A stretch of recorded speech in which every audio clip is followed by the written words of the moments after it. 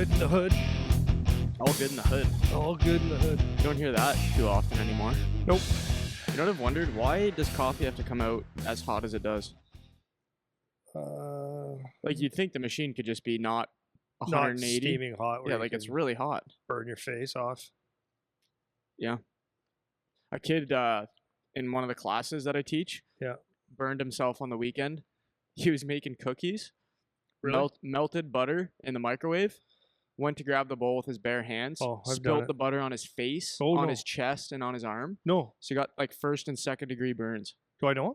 Yeah, he's in the one class that I teach. He was in here yesterday. So he's got in the school class. Yeah, in the school class. Yeah. Really? Yeah, burned himself. Yeah. That sucks. Ooh. But he said that the doctor said he'll recover fully, which is good. Oh. But like, holy Christ. Painful too. There's a conversation. Hot things. Hot things. Okay, here's a conversation. Listen. I stepped on a hot coal 3 summers ago from my fire pit. Yeah. Right through the heel of my foot. Really? Man. Didn't feel great, I would imagine. I burned a piece of wood into my heel. How hot do you think the coal was? It was white hot. Okay. So, you know how hot the sun is? Yeah. Like 10,000 degrees Fahrenheit. I know. You know how hot that is? I don't. It's just a ball of gas.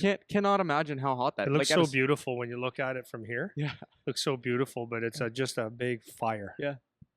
You think... And we don't live without the sun. In the summer, how hot the sun is? Crazy. It takes 8 minutes for the heat to get here. It's like traveling at light speed. It's crazy.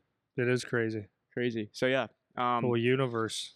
I know. Universe. Again, once again, here we go. I know. Okay, so I had a busy week this week, so I didn't launch the store.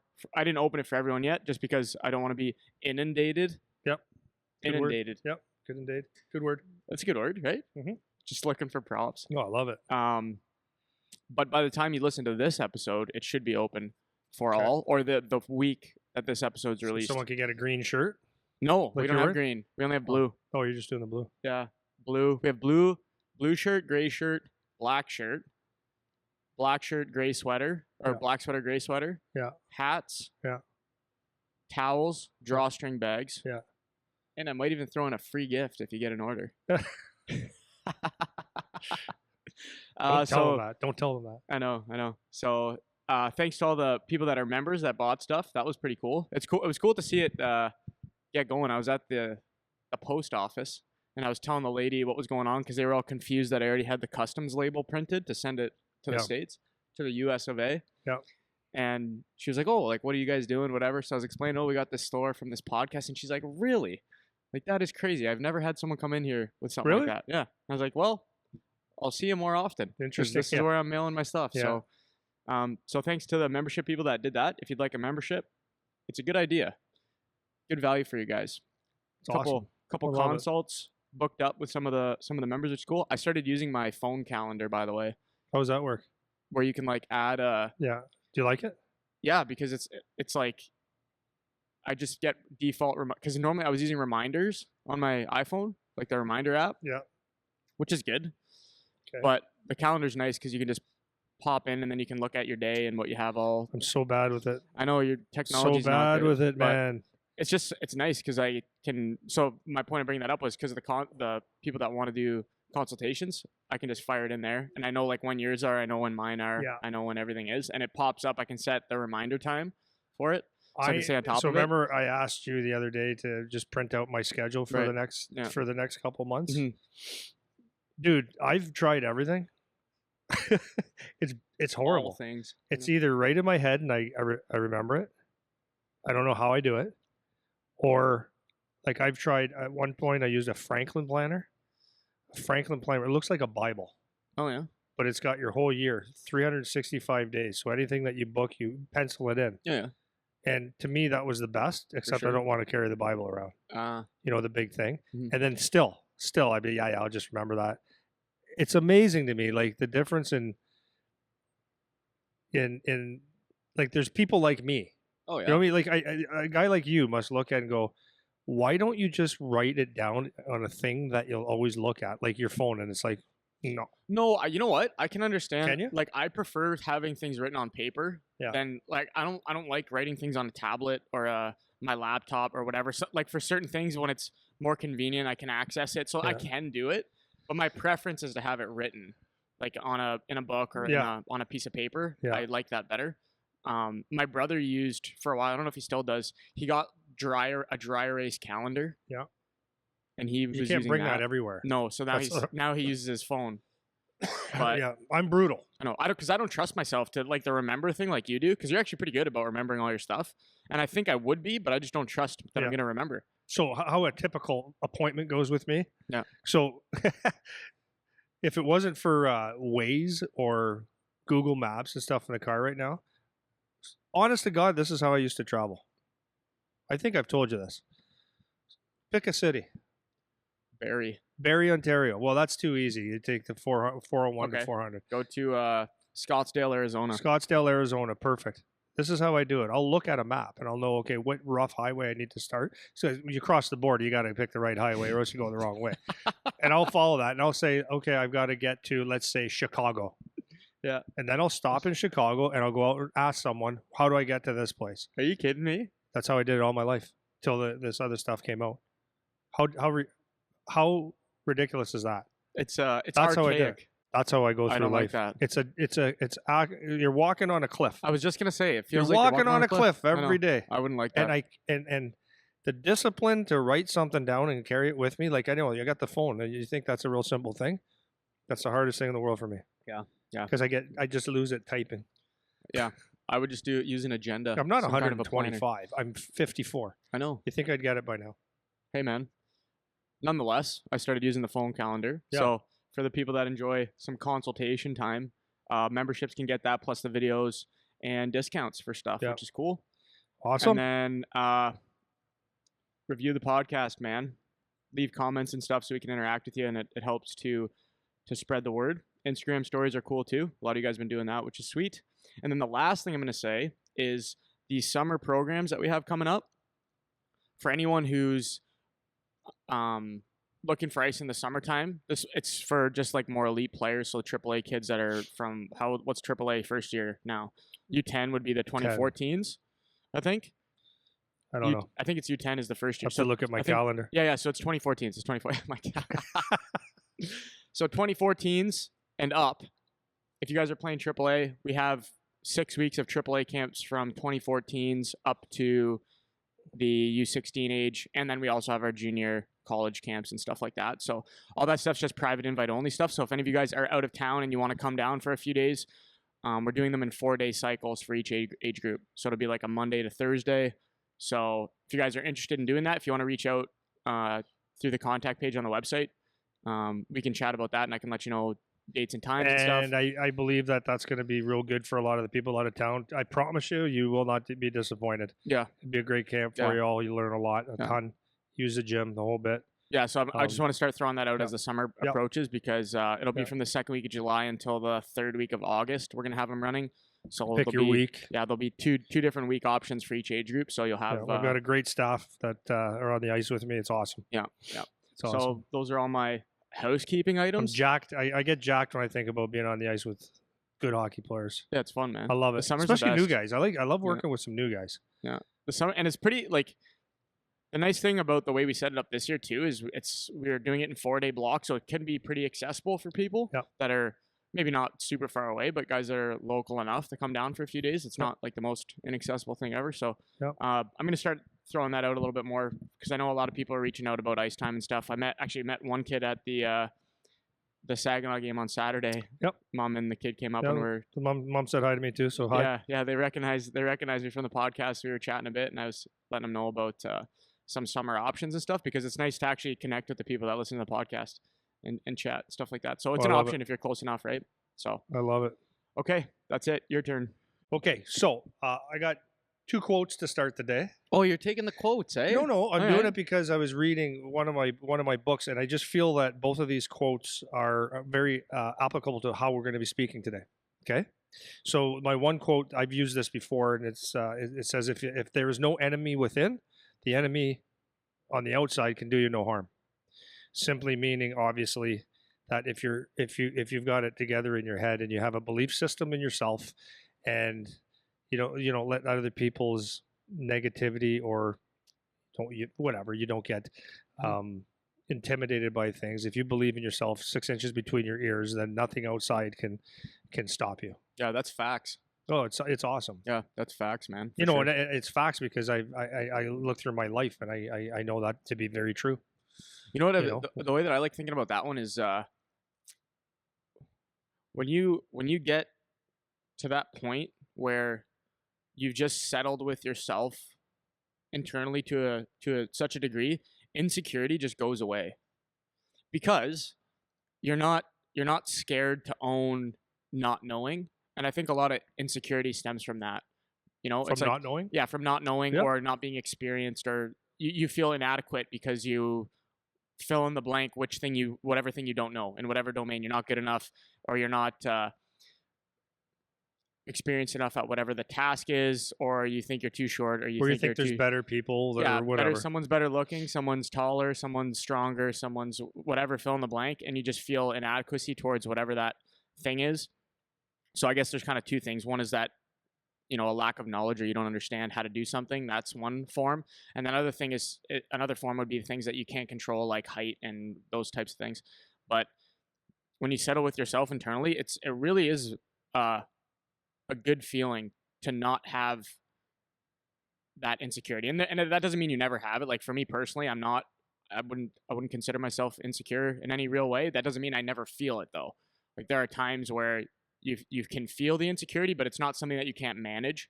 And I think where things go off the rail is if you can't manage it. Yeah, I would So agree. if you don't have, because everyone's human, you're going to feel moments where you feel like you're inadequate, and then you get insecure and feel like you're being judged and all those things. Those are normal feelings. But where it runs off the rails is where you can't manage those feelings internally, and being able to manage it is so helpful, man. It's so helpful. You can go into any situation and just be good with whatever the outcome is. So that's good. That's a good quote, man. I like that. Yeah, one. it's a great quote. classic. So one more time, if there's no enemy within, the enemy outside can do you no harm.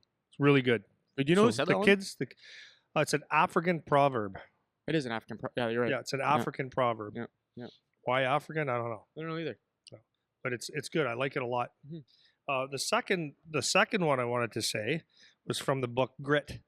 So Grammy got me that for my birthday. She called me a couple weeks ago. So she's always, it's always the best book, or it's the best gift to get me. Mm-hmm. So she got me, she ordered it, got the book to me a couple days ago, and it's called Grit. And the reason I wanted it is it sounds great. And I get fooled by titles a lot sometimes, but Adam Bennett was read it. He said he suggested it. Yeah. So it's been in the back of my mind, and so I finally been buckled down, and Grammy got it for me.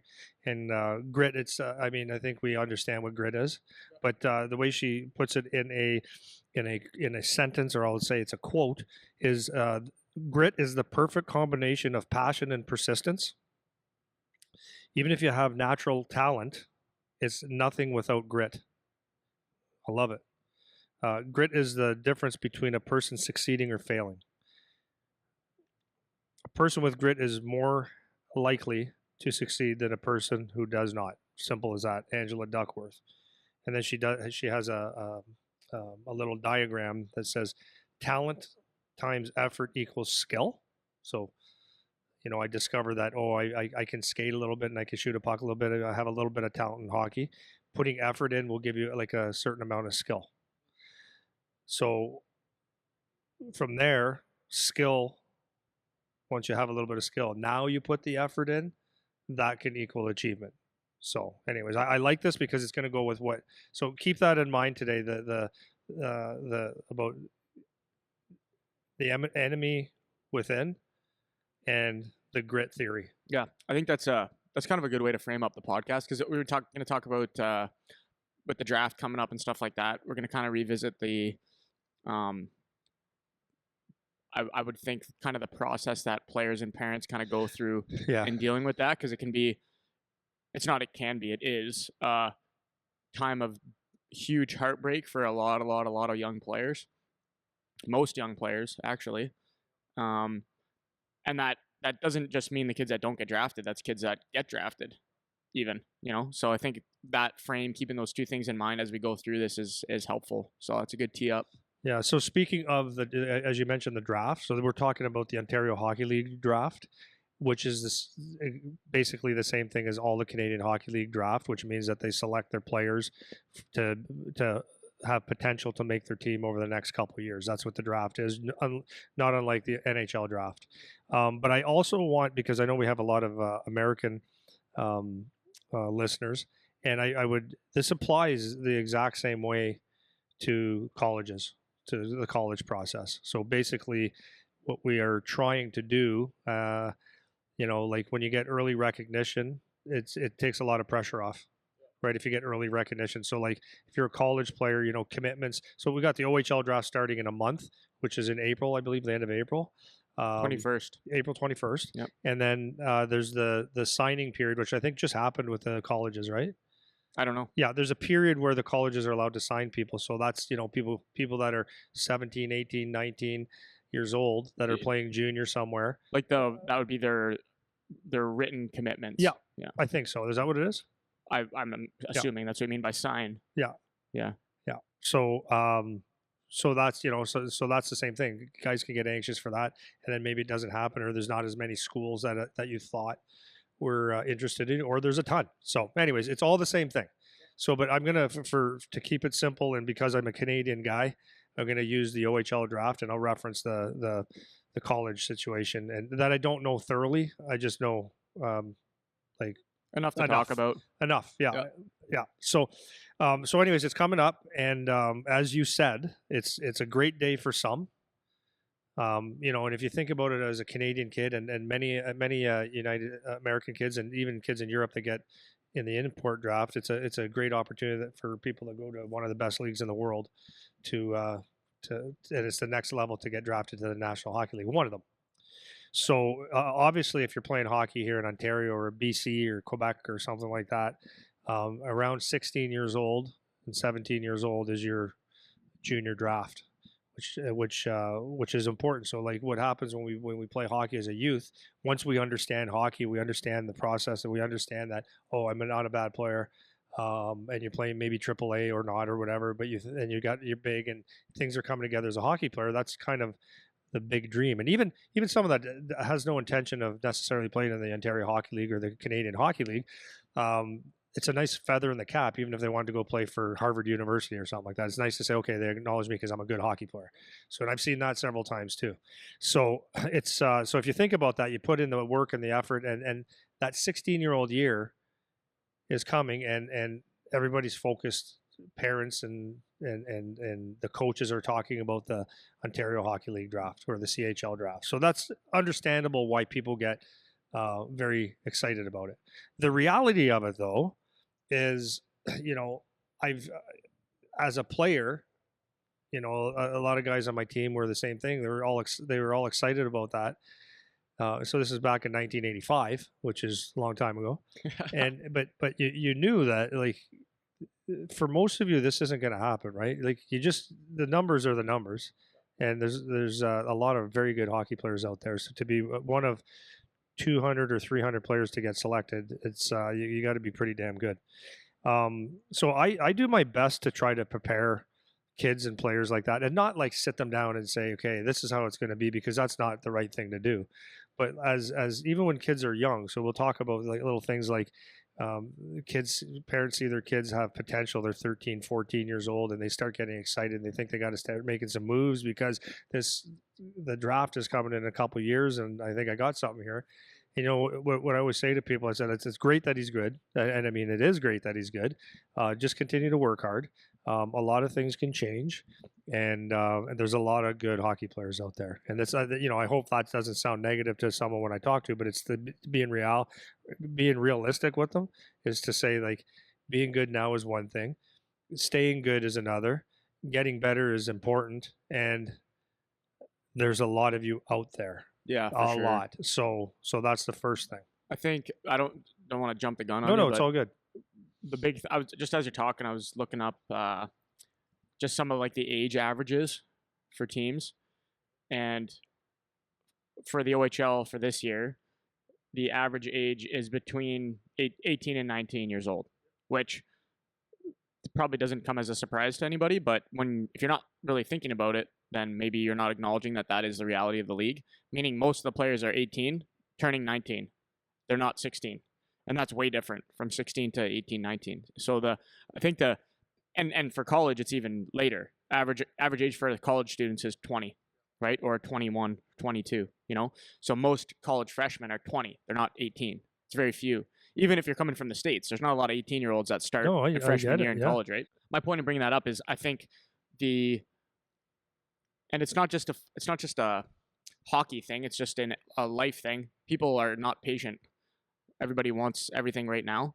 And even for the kids that are playing, if you're fortunate enough to play in the OHL when you're 16 and 17, a lot of times it doesn't feel like they're quite there yet anyways, because they're not playing a lot, or they don't have a vital role to the success of the team. So even if they are there, it still doesn't feel like you're really there yet, because you're not one of the go-to guys necessarily where you really feel like you're contributing. So that's kind of the missing link for a lot of players, a lot of parents, is they're not patient. They're expecting, 16 is the year, when it's actually not. 18 is the year, 19 is the year. And then for college, it's even later. Guys will play their first year of, if they miss the draft, the impatience starts again. They start playing, let's say, junior B, and they're 16, 17, and they're not committed to university when they're 17 or 18. And it's like, well, yeah, but the average age is 20. So your expectation is not really aligned with what reality is with either league, whether it's the OHL or college, right? Yeah. And to your point, the draft day is very, very, it's an unbelievably, when you are drafted and you're drafted where you think you're going to get drafted, it's an unbelievable day. This is what I've worked my life for. That's what this 15, 16-year-old kid says, and I'm on my way, and it's a great day because it gives you a chance to maybe for the first time in your life recognize that I do have a chance. Like this, being an NHL hockey player is actually a possibility now because I got this feather in my cap. For a lot of people, it just is one big disappointment. Now, not everybody, because some people don't care what round they got drafted in. But when someone when you're hearing or you think that you're at this level, and you don't get drafted, like let's say you're supposed to be a third or a fourth round pick, and you get drafted in the eighth or ninth, like that is a disappointment. That's hundreds of players later, or a couple hundred players later, 100 players later. So that's like it's disappointing, but you still like, okay, I got drafted, I got a chance, right? And then devastating for most. Because on my team when I played and the kids growing up, it's like there's only going to be on a really good team. Well, I'm excluding like the Toronto Marlies or the high end Toronto teams or Detroit, the big centers. They have typically have a lot of their kids get drafted just because it's so condensed with hockey players. But on a typical team, you might have 5 on a really, really good year. Oh, 2 or 3. Yeah, really no, that's what I'm saying. You might have 0 to 5. And the most I've seen around here, there was one team that I think had 7. This is a long time ago, and that was a nice draft. So that's like for the most of you, you're not getting drafted. And I try to prepare parents for that a lot. I was having a conversation like you try to prepare parents, right? You try to prepare kids. So a lot of the times parents they get caught up in things like what they see. Let me say what they see, okay? What the kids see and what the parents see. So I was having a conversation with a dad the other night, and we were talking about, I said to him, I said, people don't understand when they're in the draft or college recruiting and stuff, how many good players there are out there. Like you just don't see them. So this person said to me, he goes, yeah, like for you living in Windsor, you wouldn't see all the best players from the GTHL, right? And I said no, we see them here and there, but he was saying like a day-to-day basis, seeing how good the league is and how many players there are. And I said no, and vice versa. You guys are shocked when you realize that there's a kid from Windsor that's better than 95% or is in that 1% class in your league. And he goes, that's true. Or there's a kid from Timmins, Ontario, that could actually be a first line player on your team. And he goes, yeah, that's true too. So it's like vice versa. Eh? Like the world is big. Well, just to second that, I was talking to a kid last week, and they were talking about the kids in our area that they think are going to get drafted, whatever. And there's one kid in particular that's very good, and he was saying he thinks he's going to get drafted in whatever round, like the kid thinks, right? And then I said, I don't know, like there's a lot of players, right? He could. If he did, the way I said it to him, I was like, if he goes in the round that you just said, I wouldn't be surprised. If he goes a lot later, I also wouldn't be surprised. And he's like, what do you mean? You think there's X number of guys better than him in Ontario? And I was like, there could be. It's like, there's a lot of players, man. So we did like some basic arithmetic about the number of teams and the number of players that are just in Ontario in the known places. Like just so between the Alliance League that we're in, or that Windsor Sun County are in, the GTHL, then you have the Ottawa League there, and then you have wherever Sudbury is up there. You have the Loop where there's like the Quinty Red Devils and like I don't even know what league that's called, but whatever. So there's like 6 or 7 leagues, each with at least 8 teams, 10 teams of players times 17 players per team. It's like there's a lot of guys, man.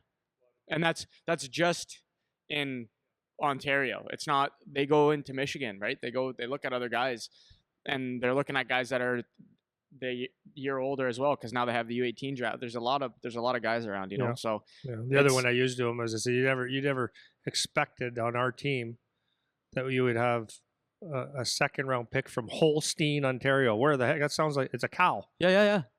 Second round pick. So no one saw that on the radar. Right. And he's good. And he's good. Yeah. So so when moms and dads and their buddies make the observations on how good someone is, it's like, wow, man, come on, like you don't even know. Well, here's the question to ask: is you see, when people say, "Hey, like he's a really good player," it's like relative to what? Like, what is the measuring stick that you're using? Because if he's a really good player relative to the 15 other guys or 16 other guys on the Windsor team, maybe he's a really good player. But maybe he's really good just relative to those guys. Maybe if you throw him in a game with all the best guys, you don't even see him out there. You know, so remember to just the world is big. There's a lot of guys. Yeah. You know. Yeah. So the other thing is what parents and kids both get caught up in, and I'm saying this like for future parents, and maybe for parents that, you know, they can look back if their kids are still playing and say, okay, I need to just maybe revisit this, because I know when I talk to parents about this, and people even on the podcast go, yeah, but there's always a yeah, but and I get it. Like you get caught up in things, but where I think the biggest problem is, and this is where the enemy outside can do you harm. This is where you mentally have to be sharp as parents, as coaches, as players, is that you can't get caught up listening to the wrong people. And the wrong people are most people. Yeah. Yeah, well said. No, it's very true. It is. It's very, very true. Most people are the wrong people. Who are those people? It's information that you're getting that's not real information. So again, as I've done in several episodes, it's look where the source of information is coming from, right? So we all know that there's scouting sites out there that, you know, I still get emails for Charlie about, you know, coming to these combines for college. Well, you can't, but we still get them, right? To come to these combines where there's going to be scouts, blah, blah, blah, blah, blah. We've identified you, and then that's one, right? So it's like, oh, wow, these people have identified me. So if you just think of that process right now, they've got my son's name in a blender here, and every time they send out newsletters, he gets one. So they have no idea. Like if it's so it goes back to what I said earlier. It's not real. It's a name. It's a number, and it fills their camps, right? It's nothing personal. There's not real scouting going on, but they say there'll be scouts there. So that's one. There's the scouting services, right? So I remember getting. And all the kids on Charlie's team, I'm not saying my kid, getting these things like, oh, we have a profile on you, you know, subscribe here. So that subscriptions mean members means money. And who are these people that are scouting? And let's just say that they actually are, like they are the Ontario Hockey League Central Scouting, which is hired by the league. even it was them that was putting that list together for you to see, it's still, if you're the Windsor Spitfires, it does not mean that the first guy on the list is the same guy that we like or need or want or whatever. So it's still just a list. It's just a list. So people listen to those kind of things, or is when the kids go through these, uh, especially in Canada. I'm not going to say the United States the same, because I know they do things a little bit differently there, but in Canada, if you're playing in the spring tournaments, it's fine. Go play them. That's fine. But the intention of, if you think you're making real connections, you're not. If you think that you're being scouted, you're not. And that's what a lot of people, or and the other thing is, they compare where they stack up within their age group, and they think they're playing on better teams with better players and stuff, and it's just putting the same kids in a blender and playing. So it's like, this is not real. And the sooner that you understand that, then you don't have to. That's bullshit. That's eliminated, right? And then lastly, is listening to information from some dad that knows everything about everything. And there's a ton of them out there. They know who they think they know, who's getting drafted. They know a guy that knows a guy that is a general manager for a team or the head scout for a team. And they talk. And it's all these people that yap, and they come up with these conversations. And they might tell you something like, Eric, your kid is, I heard that he's ranked like pretty high, like 5th round or whatever. I was talking to the guy from this guy. And this guy, they trick you, man. They not trick you, but like, I've had a couple of them, I'm going, wow, this guy actually might know something. Yeah, they sell you on it, man. Well, they just talk about it, and they know everything, right? And I was fortunately smart enough to know and not worry about it, because I know the game. But they create that stir, and they create maybe even a false hope for someone. I was sitting beside the London scout, and he was mentioning your kid's name a couple of times, like he really likes you. It's like a dad that hears that goes, really? Eh? Like, okay, good. There's one. But they take that and they start catching the fish that's this big now, right? Instead of just, they went fishing, caught a fish. Now it's the biggest fish ever, and it makes something bigger than what it actually is. Yeah. What's the saying? The loudest wheel of the cart is often the worst wheel. Yeah. Right. Yeah. So it's like, if you got this guy that's just yapping, and the thing too is, it's the younger the age group, the more you should be where, like, we're setting up, like I said, our summer camps, and so parents are starting to reach out. And I had one that sent me an email about, a bunch of these other players that are like really good, that are interested in coming to the camp from another place, like out of town kids. And he was just adamant, like, oh, they're all really, really good players, and was almost like trying to sell me on it a little bit. And I was just like, they're 12. It's like, it doesn't matter. Like, it's not impressive that there's a 12-year-old that's really dominant. Like, it's good for the kid. I'm not saying it's a bad thing. It's great for the kid. But it's not anything that anyone that's serious in hockey is excited about. Well, and there you go, right? There is exactly where it starts. So I know exactly what you're talking about, and you showed me the thing, and it's like, okay, so here's a dad that has a kid that's decent to good at his age, who feels like he needs to be with decent to great players so that he can have a good camp, and they're going to go in this together, because these other guys that we play with, you don't want to train with them. We don't want to have to do with them. We want to be with the better players. Us knowing exactly what's going to happen is that those best players could still be good players in a couple of years, but most likely it shifts. And not shifts like they're going to be terrible players and everyone else will be better. But what's going to happen is it evens itself out, and a couple of those players will probably be very good, and it might surprise you who the ones are, and the ones that you didn't think were going to be very good might end up being very good, and might be very big and very everything, and outwork and all those different things, right? Yeah, and what's funny is, I want to touch on this insistence that you constantly play with better players. That's not always better, and I so have a question about that. Okay, go. What does Connor McDavid do? Well, okay, so this is what I'm saying. Or Wayne right? Gretzky or Marilyn Lemieux. They have no one else that can compete with them, so they have to play with lower level players. But even if we could jump out to another domain just to give a contrast. If I'm going to start learning MMA and I jump in the ring with Khabib or Conor McGregor day one, they're too good. They're too good. I can't actually learn because it's not enough. There's no competition.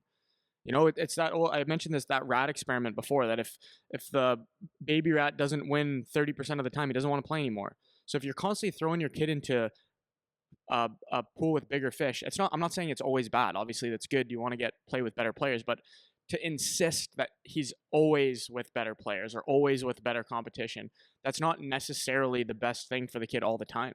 And I remember the one dad called you with a junior player, and he was asking you when he can go in the pro camps. I was just going to say that. And it's like, no, it wasn't asking. Yeah, he wasn't asking. He was saying, listen, I know you got your pro skates. Can you get him? Can you save him a spot? He's not even at a junior, a real high end.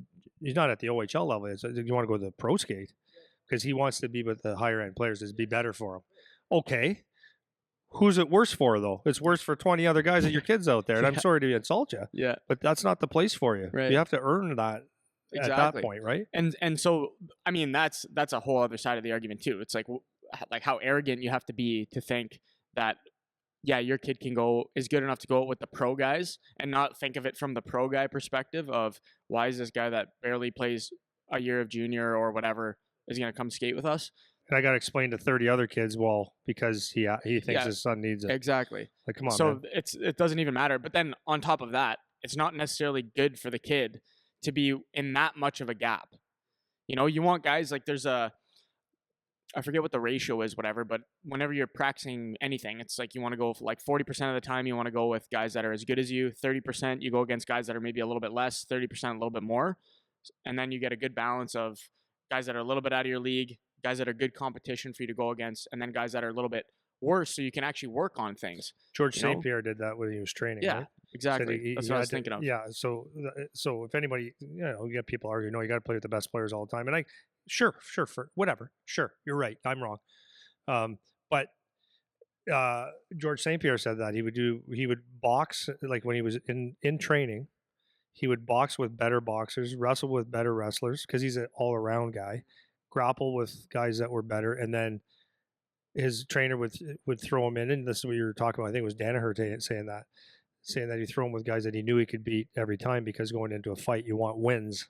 You want to be able to, shoot on a goalie that isn't Vasilevsky. Exactly. You want to shoot on a goalie, you can pick corners. You want to play with guys that you can burn by a little bit to get that confidence back. Right? But especially to work on a specific skill, if you're going against someone that's too good, then you can't just drill that move. So if I'm a basketball player and I need to work on like a crossover and then fading to a 3-point shot, if I got a guy that's like unreal at playing D, I can't practice this because he's going to be in my face the whole time. I need a guy that I can easily get to bite on my move so I can work it in slow motion and then pick it up to go against better players. Yeah, man. So yeah, it's important. I just want to touch on that because I get that all the time, and it's not even at that high of a skill level. Like I get people all the time, and I mean no offense to people. Like I'm not trying to make anyone feel bad, but we'll make posts about this camp is for these players. We have other camps for everyone, but if we have a specific camp for an elite group of players, then I'll get someone reach out where their kid's not even close. Like the kid's not even close to the appropriate level, and they're asking, hey, any chance I can get my kid to come in? And now I got to be the asshole and say, okay, he's not at the appropriate level, which I have no problem saying, but it's just take it upon yourself to understand where, and again, I'm not saying you can never ask and whatever, because it's nice to get your kid with better players sometimes. So I'm not trying to make anyone feel bad or whatever, but just pay attention to what level the kid is at. Well, just to add to that, because I could always add something, is I've seen it too many times where, either we missed, we missed ticking the box to make sure that a player was qualified to go on the ice with a certain group, and they come out and they actually come out most times and they go, I'm not very good. I had that with one kid. He just said that his dad told me that. He goes, he said he loved your camp, but he goes, he doesn't think he's very good. And I had our last camp, I had 2 kids drop out after the first one because they felt bad because the level was too high. And so, like, shame on parents. Yeah, if they're doing it intentionally. Yeah, where it's if they're not into it or whatever, then you got to know going into it that it's not just put them in with all the Wayne Gretzky's all the time. Like, you know what that feels like when talk about insecurity at the start for a kid, when you jump on the ice and everyone's a pro and everyone knows you're not any good. It's like that's tough mentally to handle, you know? So you got to be aware of those kind of things as parents. Yeah.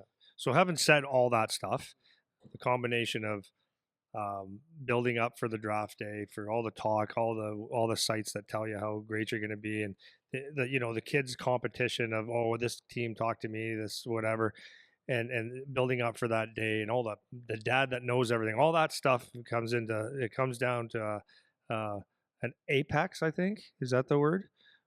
And it's one day in the OHL, and it's called draft day, and all the shit that for maybe 3-4 years that you were building up for this big day, on draft day itself, you will find out exactly where you are.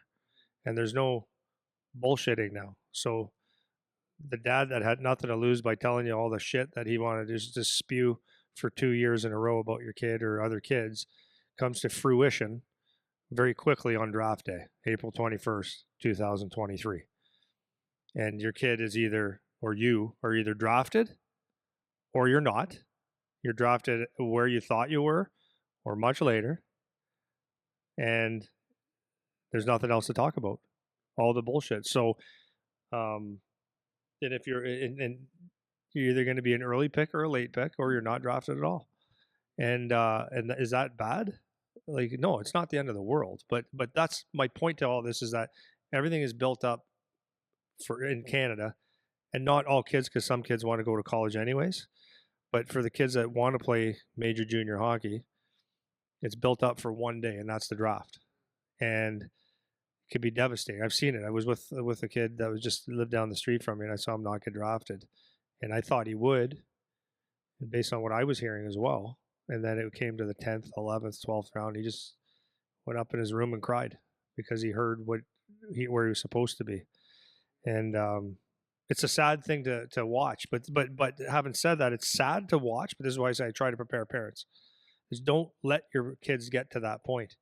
Like, especially when you don't understand the game, it should always be like, you just got to work hard. Don't listen to that. That you have to do it, or else your kid could get devastated. And again, I've said this before. I've only had one person that was truly, truly not devastated by the draft, and that was Aaron Ekblad.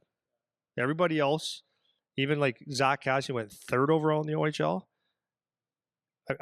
he was happy and thrilled, and not really disappointed, but he would have liked to go 2nd or 1st, right? You think Shane Wright wasn't a little disappointed last year in the NHL draft? Of course. So Aaron Ekblad was drafted 1st overall as an exceptional status in the OHL and 1st overall in the NHL. So he has nothing to be disappointed about. You can't get any better than that, right? Yeah, for sure. Yeah. Well, the one thing I want to maybe put in the mind of parents is the draft is just an opportunity. It's not the end all be all. It's opening a door for you, which is great. Like, that's an awesome opportunity that you can capitalize on. But it's not everything. Like, most guys that get drafted never play a game, you know? And so you keep that in mind, because there's guys that they'll get drafted, they never play a game. There's guys that don't get drafted, end up playing, or they find another route. And especially now, how connected everything is. Like, yesterday I was talking on the phone with a coach from Alberta, and he was talking to me about trying to get guys from Ontario out there to play.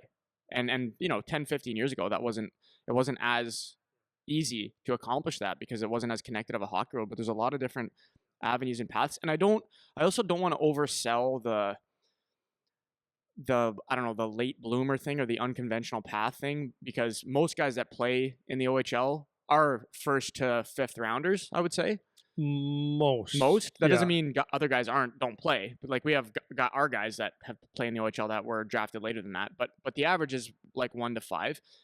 But my point is going to be, is that because that's all that is capable, or is it because guys that are drafted outside of round 5 kind of don't really commit themselves or buy in because maybe they can't see the path that way? I would say for the most part, it is what it is. It's at the time, as a 16, 17-year-old, 18-year-old kid, they're not better hockey players most of the time. There are kids that choose to go to college or the U.S. program or whatever, but for the most part, you've got your best players. But that's I know that, but I'm saying, is the fact that because if the average age is 18, guys that even rounds 1 to 5, most guys' first year is going to be when they're 17 turning 18 or 18, right? So is it because that, so if you get drafted from round 1 to 5, you're marked as one of the best players in Ontario at the time? Agreed. As the years progress, is it that the guys that are drafted later than 5 or not later do one of these where they stop caring, they stop trying, they stop whatever?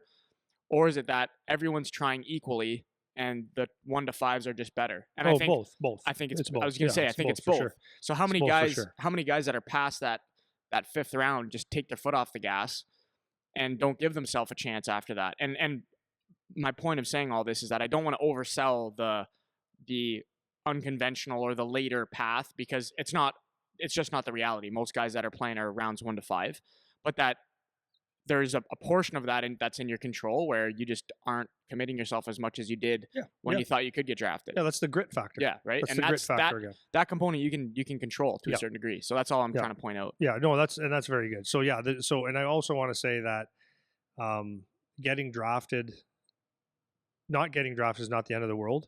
And to your point about overselling, I don't want to undersell some of the picks that are the early picks that are just really good and really work hard, because like there is a lot of truth to, like, not, it's mostly true, but here's the thing: at the draft, just like the NHL, when you're looking at drafting a player,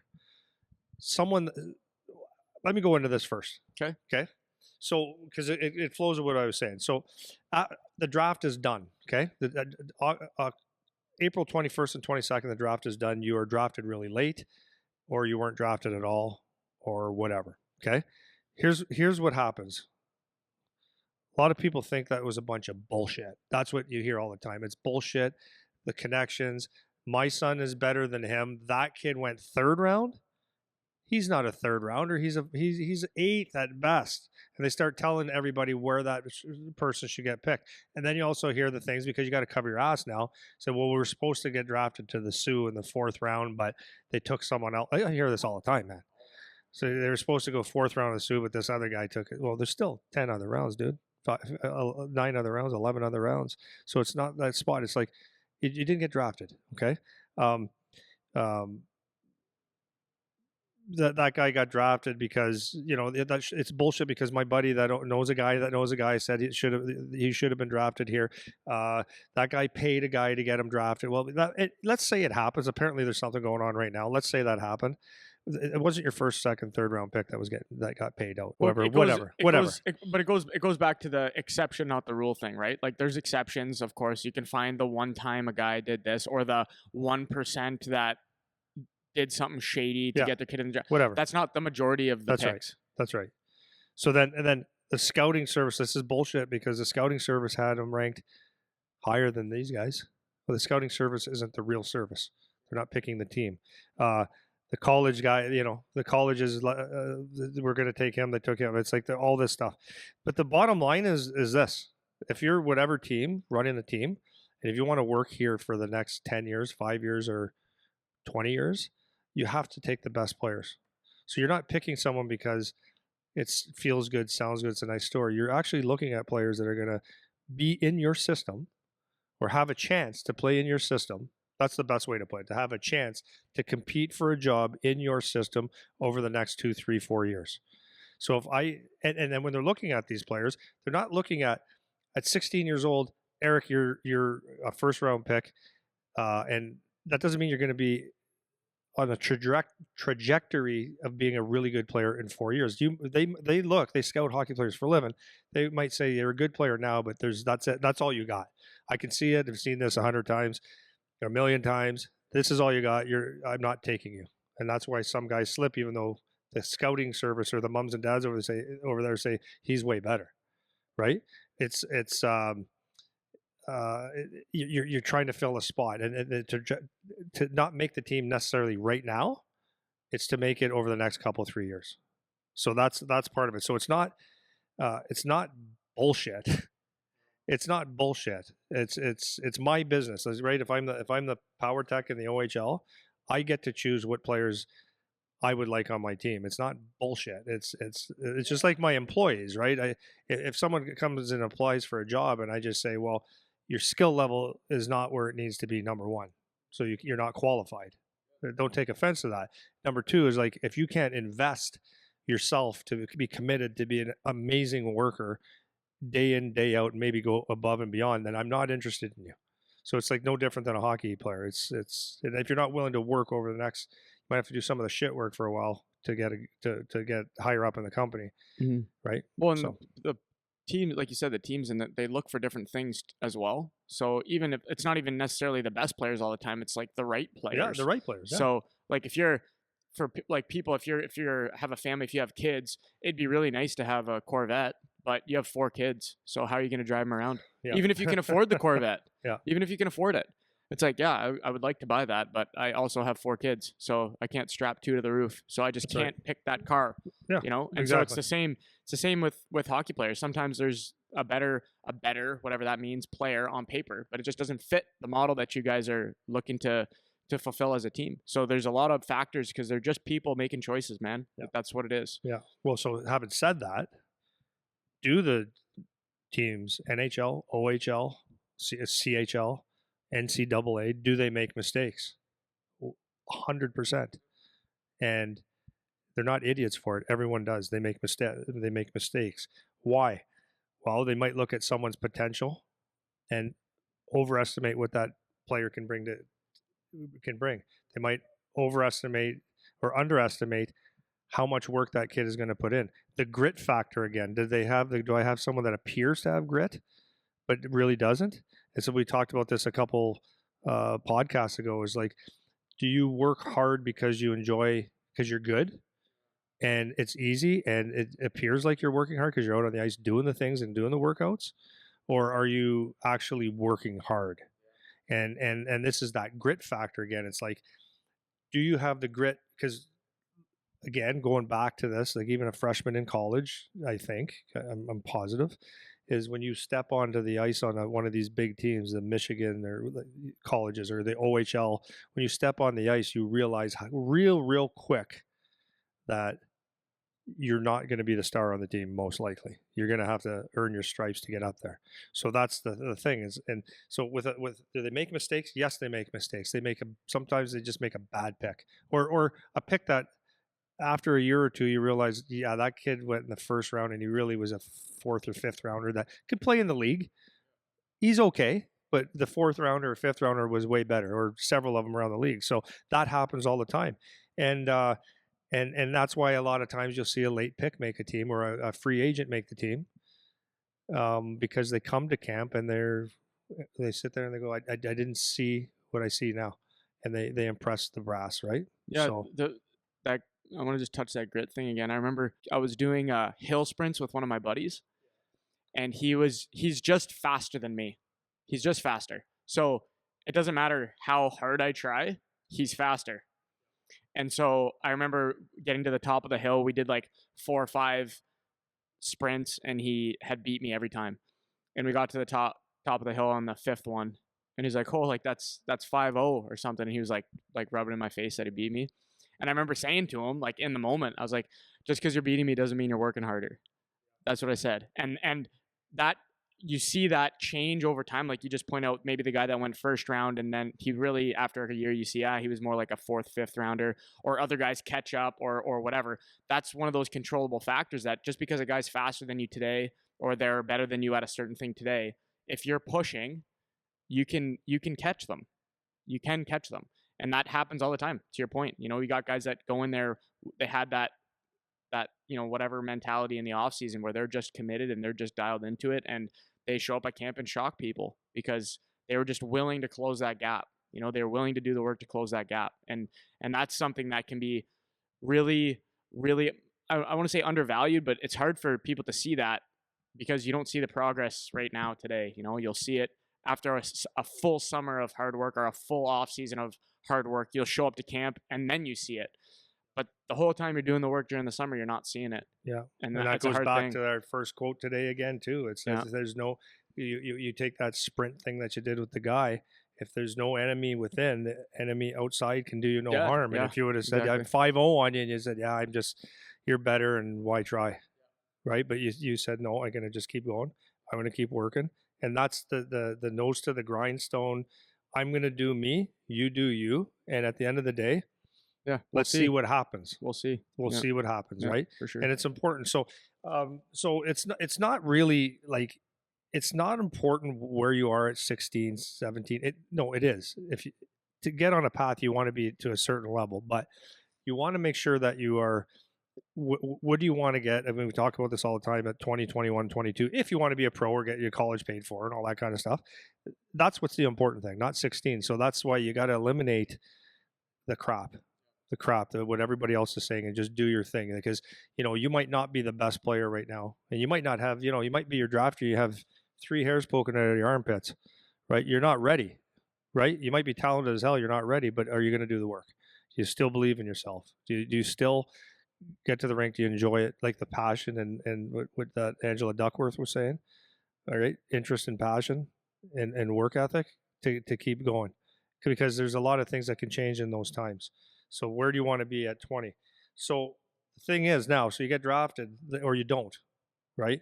The next thing is you got to go to the camp. If you go to the camp, to an extent, it doesn't matter. Okay, I'm going to say this like to be clear. It doesn't matter what round you're drafted to a degree. Okay, so if you go to camp as a first, second, and third round pick, your first year or two, your first couple rounders have your first rounder will play because that's just the way it's set up. At least he's got to play 30 games, and then your second rounder has to make it, because there's not a lot of room in these camps, on these teams. Okay, and then after that, it doesn't matter where you're drafted, because, and I say this both ways. You could go to camp and say it doesn't matter where I was drafted because there's only one spot and the first rounder is getting it, and there's no chance of making it anyways, or there's a long shot. Or you can go there and say it doesn't matter where I was drafted because there's 2 spots on this team and I'm freaking taking one. If it takes me 2 years, I'm taking it. I'm going to work my nuts off to get that spot. I'm going to do whatever it takes. And that's the attitude that you want. Now, when you do get to camp, you're going to notice that you're going to notice the big names that were drafted and the kids from the year before, or the kids on the team from that were on the team. But you're going to notice that there's free agents there that are good, that you might go, oh God, Jack Guy's brother was one of them this year. Free agent, had a few teams that wanted to sign him. Didn't get drafted, just like his brother. Maybe it's going to be the same thing. Maybe not. Who knows? But good player, good power forward, man. Does things that other people don't do.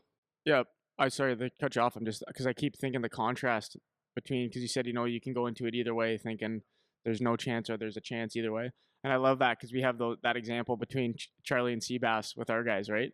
You got Charlie going in; he was the second round guy, where it's like, yep, here you get this, and then you have Seabass, who was the other one that was 12th round pick and just went in and took a spot. 16-year-old playing, so it happens, man. And yeah, well, we got a lot of examples. Yeah, and like I'm saying to your point, like you don't want to not. It's to a degree. It's to a degree. Yeah. But there is a degree. There's a degree. So it's possible. There's a lot of players. And at the very least, you can go and make an impression. Amadeus Lombardi, Flint Firebirds, 13th round to the Flint Firebirds. I don't know this kid. All I know is he's really good. He went 4th round to the Detroit Red Wings last year, and he's good. 13th round to the Flint Firebirds. When you get drafted in the 13th round, in all realistic, like if you're sitting there with your family and stuff, you sit there and you go, I guess I'll give it a shot. Or you go there with an attitude that you go there and maybe your ignorance is bliss and you don't realize whatever. Or you go there and say, I'm going to work my ass off and I'm going to make this team because I know I'm good. The enemy within will do, right? So, and then you got late picks who make the team. And I mean, on every OHL team, you have, on every team, there's 1 or 2 free agents that make it.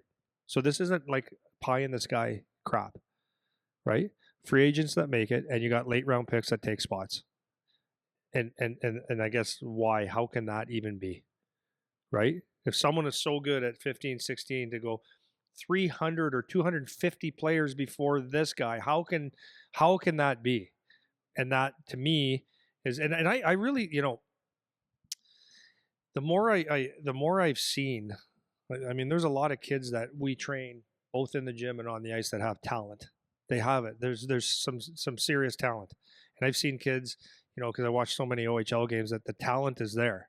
It's there, man, but the grit is not, and the grit just simply meaning the talent hasn't been put to work. And the quote, "Hard work beats talent when talent does not work hard," is so true. And you'll see that with people that, a lot of the times the kid that gets the higher pick or that wants to be the skill guy, it's fine, but you'll see someone else just give you something else and do it consistently, and there's that hunger. And it's really, really important, like at every level that you play, every practice, like it's so easy to get comfortable and say, okay, it's another practice, another week, but it goes by so fast. And it's the kid that goes to the rink and he does the workout. Like I'm talking the OHL, right? Or junior B. You get there and you do the little extra things. It's that kid. So the talent, if you're silky smooth with your hand and you can go down the ice 10 and 2s and stuff, that's great. It's really impressive. But it really doesn't help when Arbor's coming at you and going to take your head off. Now what do you have? Right? And hopefully you're slick and smart enough and you work those skills enough. But like there's the grit guys that they won't have it. They just won't have it. Well, these are intangible qualities that make it really hard to be a scout and really hard to be a team because you can't measure these things. Yeah. That's why you have to actually play. Be fooled. Yeah, that's why you have to actually play the game. Because if everything was just how it is on paper, that'd be real. Life would be really easy if it was just how it is on paper. But you actually have to drop the puck and play the game, and that's where you start to see these guys pop out of nowhere that had this quality that you couldn't measure until you watch them in a game, and they have to go against a guy that's better than them. If you play on the Toronto Marlies and you guys didn't lose a game all year, and you're the first line centerman, it's like I'm not saying it's always an easy ride, but it's a pretty easy ride for most of the year. You take that kid and throw him on the worst team in the OHL because he was a high pick, and he has to take that first or second line centerman position and deliver against guys that are 4 or 5 years older that want to come and rip your head off, like you said. And they were all first round, second round, third round picks too. Maybe that kid doesn't have the thing that you thought, and maybe the kid that you picked in the 7th round has it.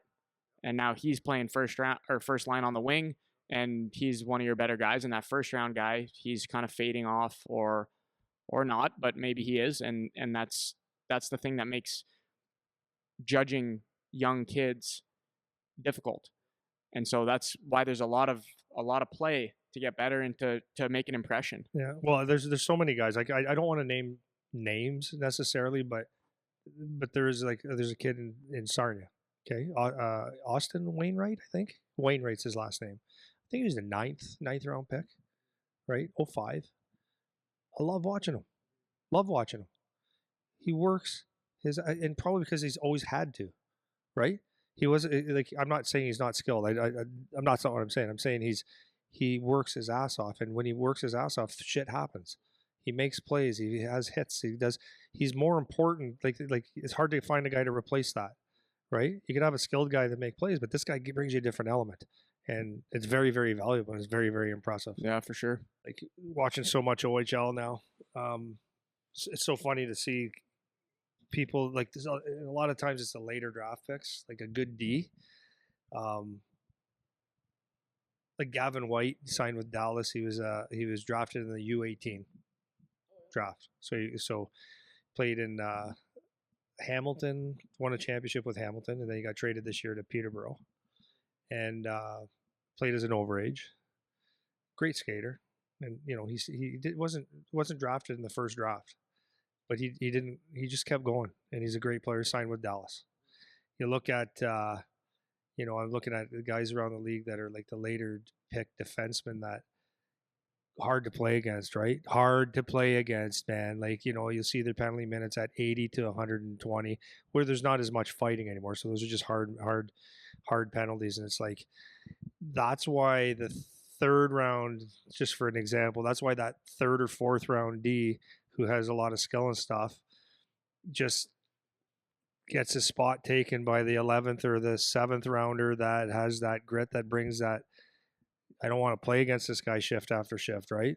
and that's what makes it so interesting. Yeah, that's a good point because you get, if you're like a mid-round pick, you're not as skilled as Supposedly like on early, paper, yeah. yeah, right? You're not as skilled Yeah. necessarily as the first, second You're not round Aaron D, Ekblad. but you don't have the grit of maybe the big kid they took a chance on in the 10th round because he plays with a little bit of spice to him, you know? So yeah, it is interesting to see that because it's like we mention this all the time. It's like there's more than one type of job that needs to be filled on these teams. And when they don't have it, if they just try to build a team around skill, a lot of times it doesn't work. You need to have different types of role players to balance the team out. Yeah, it's just really interesting to watch. It's cool. Yeah, so a lot of good players. Don't the key is again is have that grit to look long term, and that's the work part, man. Yeah. The work part of wanting to learn, wanting to persevere, and keeping your mind focused and looking long term, not short term. So, so having said all that, as parents, how can I help you?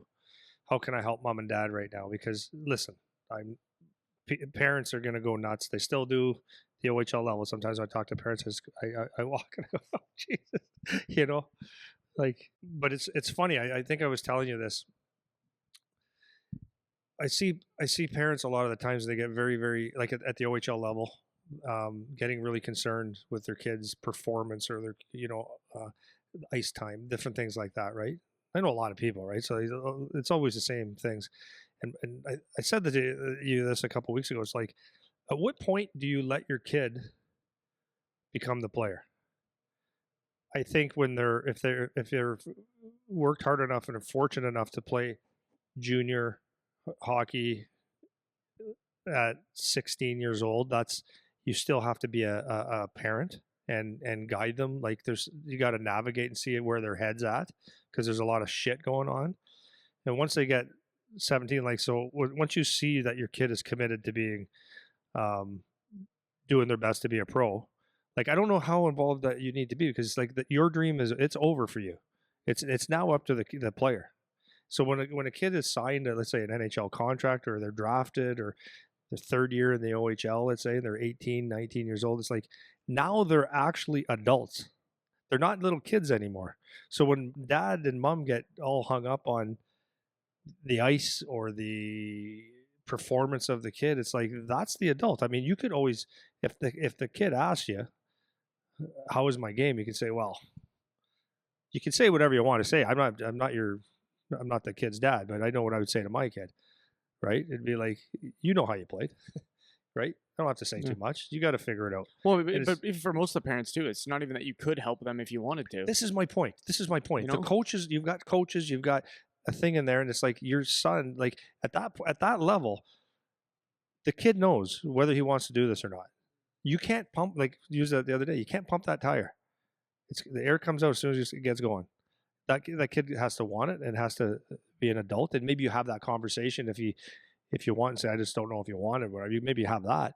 But at that point, at 17, 18, 19, when you're playing in that league, it's like he either's going to figure it out or he's not. You can't do this anymore, as parents, right? Yeah, and that doesn't mean you can't try to be helpful. Like you do, obviously, you do your parent thing. Like that's cool. But don't be the coach. Yeah, but I cannot tell you, or I don't need to tell you how many times I talk to a dad or whatever, and it's like, well, I tell them to do this, this, and this. Yeah, good idea. And when I'm sitting here, like that's completely that's not right. That's not what you should be telling them to do. Or even away from the game, like just with how they should be training or how they should be working out. Like I had a dad talking to me the other day about how his kid shouldn't do heavy weights, and I'm like, that's the complete wrong thing to tell your kid. That's at the age that the kid is at. That's exactly what they should be starting to do, is hit the weights, man. It's time. And so the kid now is listening to this. So he's got this influence every day of not that, not that, not that. And it's wrong. So from the parent perspective, it's have a little bit of humility to know where your limits are. And that, again, that doesn't mean you don't help and try to do your parent thing and support and try to solve problems, but know like how to stay in your lane with the kind of advice that you're giving, because you might be giving them the wrong kind. Yeah. I don't talk to my kid about hockey. I mean, the only thing I do is like if he says, how did I play? Actually, my answer is, what do you think? Because he doesn't ask me for hockey advice anymore. Yeah, it's more like he might need a attitude adjustment. That's Yeah, about it. and it's And that's being a dad, not being a hockey coach. yeah, He's got coaches, man. I know, and He's got that's coming coaches. from someone who could like you would have advice to give, and you're still like, yeah, but I'm dad. I'm not Andy Paquette, like NHL skills coach, former player, give advice role here. You know, it's I'm dad. This is dad mode. Well, it's really funny. I don't know if I told you this, but there was one game where my brother asked, my wife asked, and we were watching on TV here because I couldn't get to the game.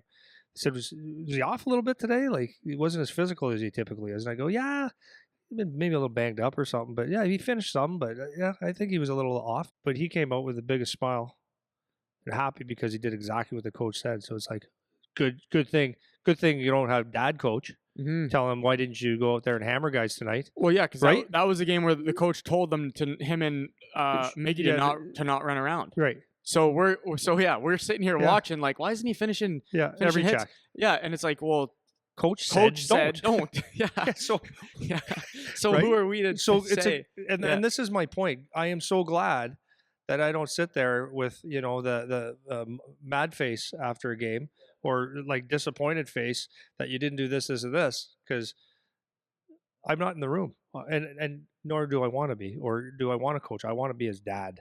That's it. So anyways, parents, how can I help you? Here's what I would say. Like, as you're coming up through this game, very, very easy to get caught up, and someone gives you some information, and you get an email, whatever, all these things that tell you how great your kid are, or people start talking about the draft or college and stuff. Understand something. Very few kids are going to get that opportunity. Enjoy the game. Enjoy watching your kid, and put as much fun in the game, and learn, like, what do we want out of this? Like, honestly, you want to learn lessons in life. When you're done this game, do you want to be a pretty good hockey player? Do you want to be a good hockey player that has tools that you actually learn from the game? That'd be number one. Number two, don't give your kids false hope. So because someone said that you had a good game, don't take that and make it bigger than what it is. Or if you heard that you're getting drafted, or it's obvious that you're getting drafted, don't make it bigger than what it is. My message would always be, no matter what people say or how good you are, is to always come back with, there's a lot of good players out there, son. There's a lot of good players, and it takes a lot of work, right? So understand that. Overestimate how good other people are so that you work hard, and underestimate how good you are so that you work hard, so that you're always dialed in and you don't think you're better than what you are. And then by doing this, if you understand, like, it's a big world out there, and just because you might even have an interview, as many people did, and someone say, if you're around in the second or third round, fourth round, we probably are going to take you if you're there. And then they come around and they're not drafted. It's just, something changed, man. Things will change. There's a lot of good players. So just try and eliminate the disappointment. So don't think you're all first round picks or second round picks. Just do the job. And if you get drafted later, if you don't get drafted at all, it means that you didn't get drafted, or you got drafted later. That's all it means. It doesn't mean the end of anything.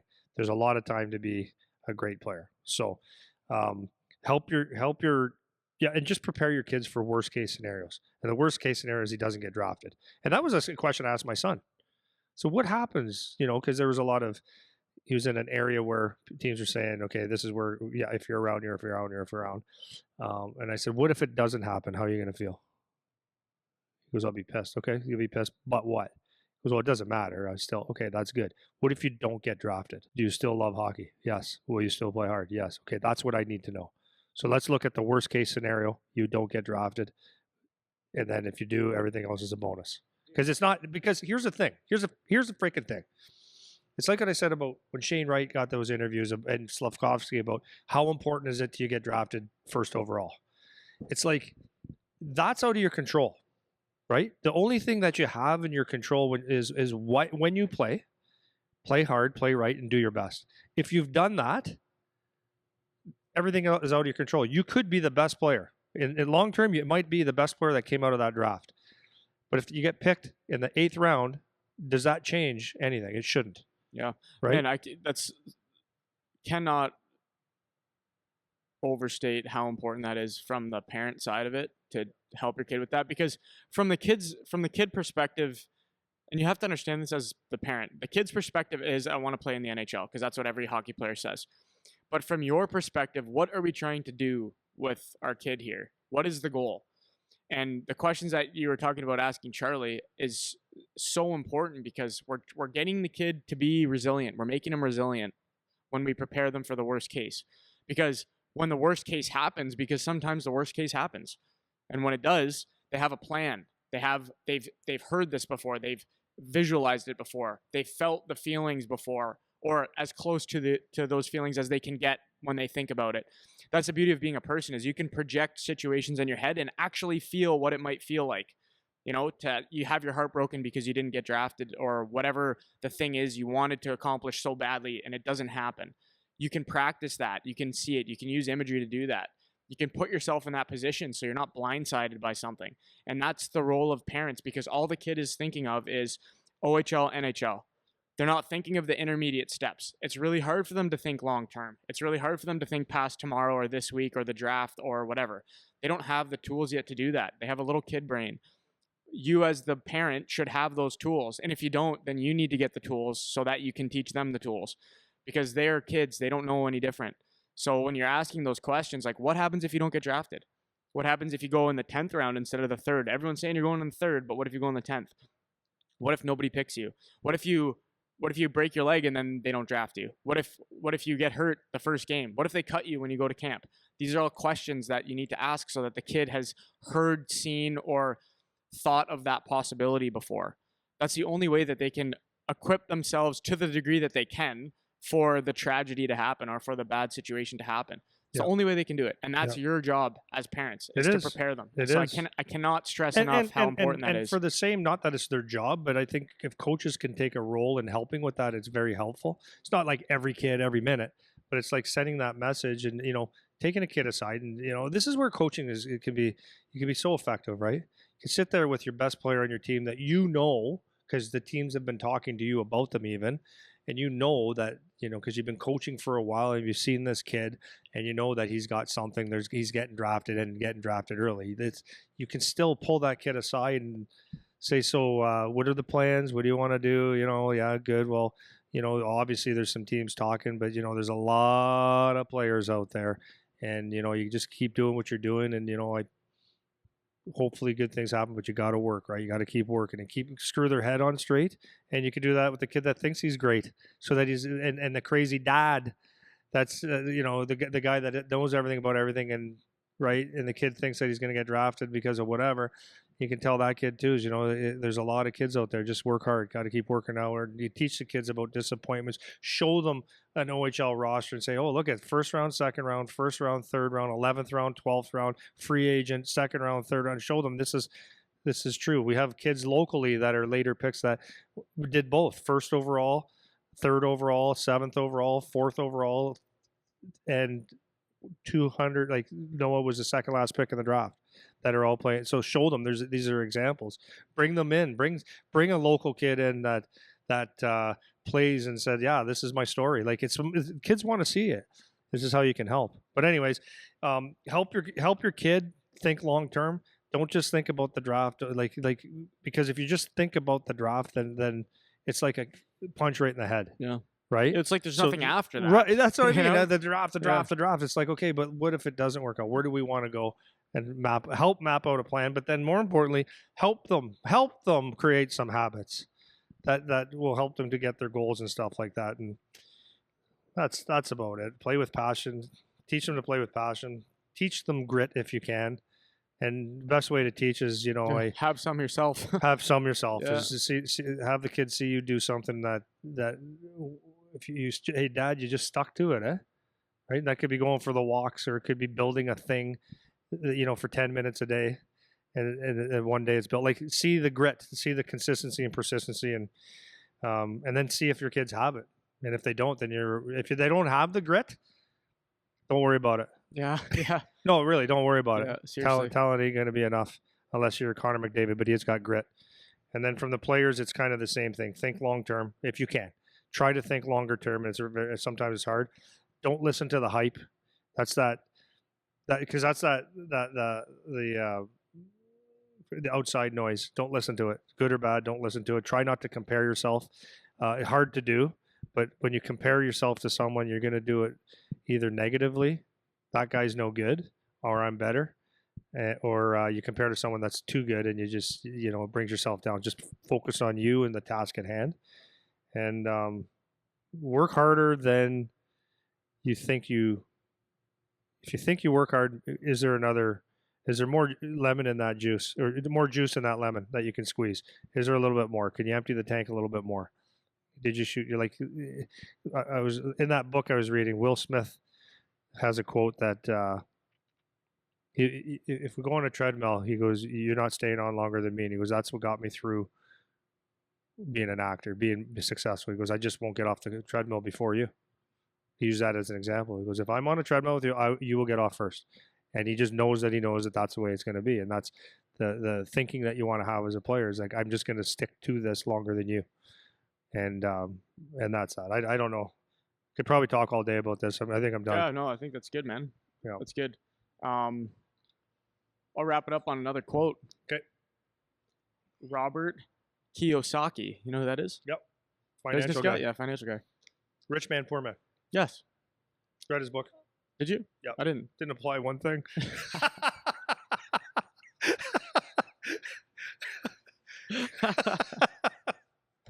No, I have, but I love that. That's so funny. You gotta. Yeah. So there's one part of this quote that I liked, which is why I picked it. So I'm going to read it. Here it is.